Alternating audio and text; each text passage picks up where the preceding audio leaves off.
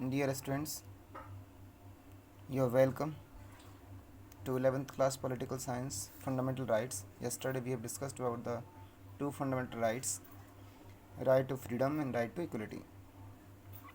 Today we will study about the right against exploitation, शोषण के विरुद्ध अधिकार. तो राइट अगेंस्ट एक्सप्लोइटेशन या शोषण के विरुद्ध जो अधिकार है, इसका जो आर्टिकल 23 और 24 में इसके बारे में लिखा हुआ है संविधान में. आर्टिकल 23 कहता है prohibition of trafficking human beings, अर्थात मानव तस्करी पर जो है मनाही की हुई, इसकी रोक लगाई हुई है. आर्टिकल 23 कहता है कि मानवों की खरीद और फरोख्त, या ट्रैफिक का मतलब खरीद फरोख्त है, मानवों की खरीद फरोख्त पर पूर्ण रूप में मनाही है. आर्टिकल 24 कहता है प्रोहिबिशन ऑफ चाइल्ड लेबर, जो बाल मजदूरी है, बाल श्रम है, वो प्रोहिबिट किया हुआ है आर्टिकल 24 के अनुसार. Right to freedom of religion, धर्म की स्वतंत्रता का अधिकार. आर्टिकल 25 और 25 टू 28 तक इसके बारे में बताते हैं. आर्टिकल 25 बताता है फ्रीडम ऑफ कंसाइंस, अंतःकरण की स्वतंत्रता के बारे में बताता है. थोड़ा संक्षिप्त में बता रहे हैं, ज़्यादा डिटेल में नहीं बता पाएंगे इसको, फिर टाइम ज़्यादा लगता है, वीडियो बड़ा बनता है. फ्रीडम ऑफ कंसाइंस, अंतःकरण की आज़ादी का अधिकार, कि हम अपने मन से किस धर्म को माने या ना माने, ये हमारा अपना एक मामला होता है. Freedom to manage religious affairs, अपने जो धार्मिक मामले होते हैं उनको मैनेज करने का अधिकार, मैनेज करने की आज़ादी दे रखा है आर्टिकल 26 में. आर्टिकल 27 कहता है नो टैक्स फॉर रिलीजन, किसी धर्म विशेष से कोई टैक्स वगैरह वसूल नहीं किया जाएगा. आर्टिकल 28 कहता है बैन ऑन रिलीजन इंस्टीट्यूशन, कोई धार्मिक जो संस्थाएं होती हैं उन पर बैन लगाना, पाबंदी लगाना. खासकर यहाँ पर जो बैन की बात की गई है, पाबंदी लगाने से वो है सरकार जो है कोई रिलीजियस इंस्टीट्यूशन जो है इस्टेब्लिश नहीं करेगी. लोग चाहें, समुदाय चाहें तो अपने हिसाब से कर सकते हैं, लेकिन सरकार जो है वो नहीं करेगी. Cultural and educational rights, article 29 and 30 इस बात को बताते हैं सांस्कृतिक और शिक्षा का अधिकार. आर्टिकल 29 कहता है कि जो माइनॉरिटीज़ हैं, अल्पसंख्यक जो समुदाय है, कैन कंजर्व देयर लैंग्वेज, वे अपनी भाषा, अपनी लिपि और अपनी संस्कृति को कंजर्व कर सकता है, संरक्षित कर सकता है. आर्टिकल 30 कहता है minorities can establish educational institutions, कि जो अल्पसंख्यक जो समुदाय हैं वो अपने शैक्षिक संस्थानों की स्थापना कर सकती हैं. आर्टिकल जो आपका अधिकार जो लास्ट है, राइट टू कॉन्स्टिट्यूशनल रेमेडीज़, जिसको हम कहते हैं संवैधानिक उपचारों का अधिकार. आर्टिकल 32 के बारे में इसमें बताया हुआ है, और अगर इसमें रिट्स वगैरह को जोड़ लें 32 35 भी इसको माना जाता है. आर्टिकल 32 है वैसे ये, लेकिन अगर इसमें रिट्स वगैरह को जोड़ दें 30, कुछ जगह पर इसको 32 35 भी माना जाता है. तो बात करते हैं संवैधानिक उपचारों के अधिकारों के बारे में. इसको डॉक्टर BR अम्बेडकर ने भारतीय संविधान की आत्मा का शोल कहा, क्योंकि अगर ये अधिकार ना हो तो इसके बिना बाकी जो हमारे सारे अधिकार हैं, राइट्स हैं, फंडामेंटल राइट्स हैं, वो प्रभावहीन हो जाते हैं. इसलिए ज़रूरी क्या है, इसका प्रभावी होना ज़रूरी है. आर्टिकल जो 32 है वो है कि सुप्रीम कोर्ट को अधिकार है, या हमें अगर लगता है कि हमारे मौलिक अधिकारों का हनन हो रहा है, उनको इन्फिंग किया जा रहा है, वॉयलेट किया जा रहा है, तो हम सुप्रीम कोर्ट की शरण ले सकते हैं आर्टिकल 32 के हिसाब से. और हाई कोर्ट के पास अधिकार है आर्टिकल 226 के हिसाब से. और थोड़ा इनके बारे में जानकारी लेते हैं. और हम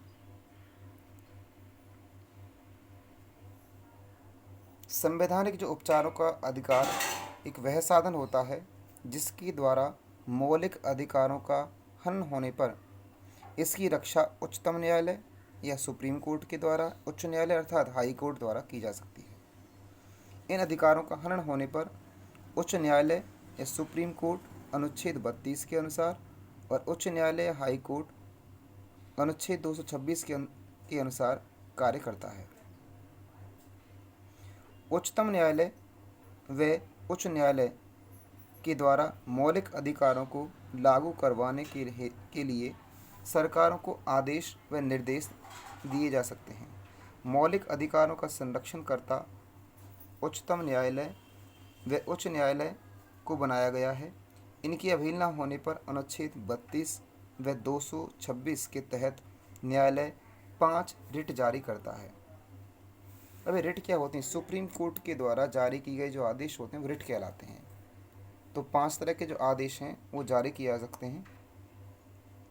कौन कौन से हैं? हिंदी में बात करेंगे हम। बंदी प्रत्यक्षीकरण, उत्प्रेषण, प्रतिषेध, परमादेश और अधिकार पक्षा। इंग्लिश में इनके नाम हैं हैबीज कॉर्पस, सर्टियोरी, प्रोहिबिशन, मैंडामस और क्यू वारंटो। अब इनके बारे में थोड़ा डिटेल में हम लिखने में तो ज़्यादा टाइम लगेगा, एक बार इनको सुन लेंगे ध्यान से। तो सबसे पहले नंबर आता है हैबीज कॉर्पस या बंदी प्रत्यक्षीकरण क्या होता है। जैसे नाम से स्पष्ट है, बंदी को प्रत्यक्ष करना, सामने लाना। तो एक लैटिन भाषा का शब्द है जिसका अर्थ होता है प्रस्तुत करना। इसका अर्थ होता है प्रस्तुत किया जाए। अर्थात बंदी प्रत्यक्षीकरण में न्यायालय उस व्यक्ति के संदर्भ में रिट जारी करता है जिसकी किसी दूसरे के द्वारा हिरासत में रखा जाता है। उसे न्यायालय के सामने प्रस्तुत किया जाए और जांच कराए जाने पर व्यक्ति बेगुनाह है तो उसे स्वतंत्र किया जा सकता है। लेकिन ये जो रिट है वो निम्न परिस्थितियों में जारी नहीं की जा सकती है।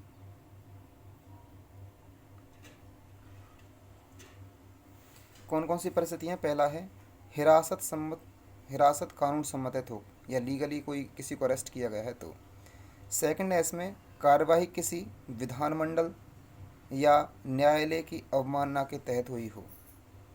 अगर कोई न्यायालय की या कोर्ट की या लेजिस्लेटिव असेंबली की अगर कोई अवमानना करता है तो भी उसके खिलाफ जो है ये काम नहीं करता है बंदी प्रत्यक्षीकरण। तीसरा, न्यायालय के द्वारा हिरासत का आदेश दिए जाने पर, अगर कोर्ट ने आदेश दिया तो भी जो है ये काम नहीं करेगा। और फोर्थ है हिरासत न्यायालय के बाहर हुई हो। अब बात करते हैं दूसरा, नंबर 2, परमादेश। अच्छा, सैटिलरी को बात करते हैं, चलो ठीक है। इसको बोलते हैं उत्प्रेषण कहते हैं इसको। उत्प्रेषण का मतलब होता है प्रमाणित होना या सूचित देना, सूचना करना या प्रमाणित होना, इसका मतलब होता है उत्प्रेषण का, सैटिलरी का। तो ये जो रिट है वही बताती है कि जब कोई निचली अदालत, अधीनस्थ न्यायालय या प्रशासनिक अधिकरण के अंतर्गत लंबित मामलों उच्च न्यायालय द्वारा उनसे ऊपर के अधिकारियों या न्यायालय को हस्तांतरित कर सकती है।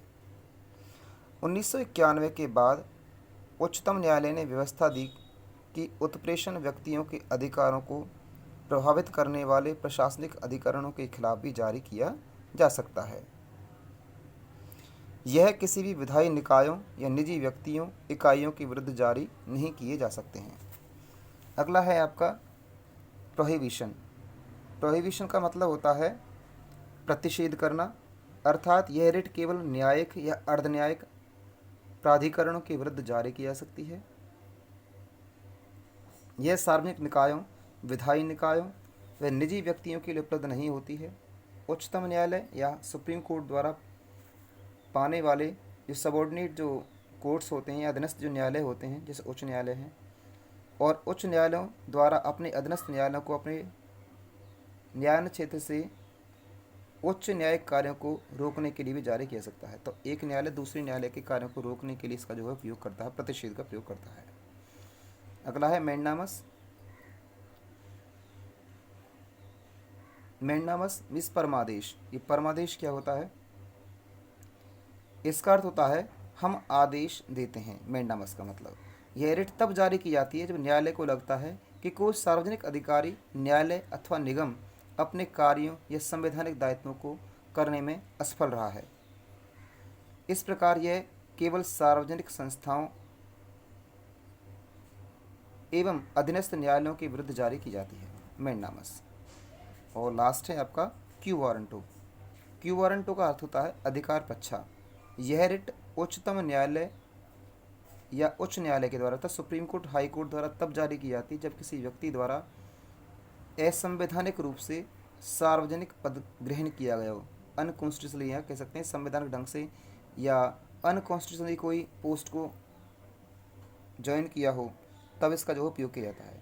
तो न्यायालय इस रिट द्वारा संबंधित व्यक्ति को पद छोड़ने का आदेश देती है क्यू वारंटों के तहत। धन्यवाद।